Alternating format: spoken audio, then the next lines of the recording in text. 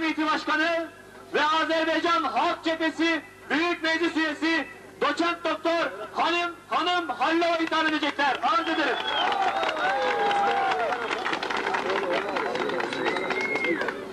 Canım kardeşlerim,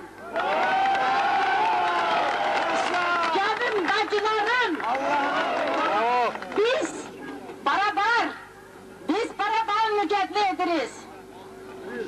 Ben seslenirəm, Çeçenistan'a seslenirəm, oradaki kardeşlerime seslenirəm. Siz yalnız değilsiniz. Sizin arkanızda Türk kardeşleri vardır. Sizin arkanızda Azerbaycan'ın mücadele veren insanları vardır.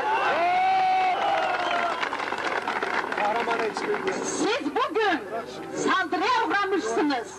Hemin saldırıya biz de uğramışık.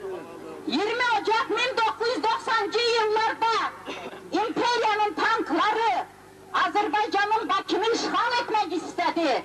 Minlerle insanları şehit etti. Minlerce mücadele veren kadınları 21'inde 5000 bayanla Rus tankların karşısına çıktık. Ve o zaman ben Gorbaçov'un müsteşarına bunu söyledim. Millet ayağa kalkmıştır. Özgürlüğü için mücadele vermeye kalkmıştır. Siz bizi dizüstü çöktürmezsiniz. Ve bunu biz subut ettik. Bizi dizüstü çöktüremediler. Bakmayarak ki bugünleri 30 bin şehit verdik.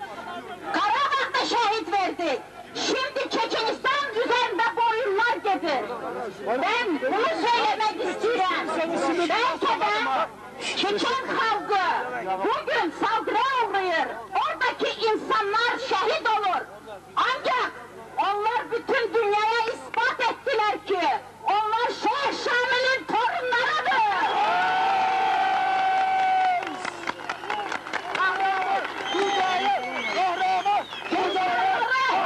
Milleti itiraf etmeyi olmaz. Halkı dizüstü çöktürmek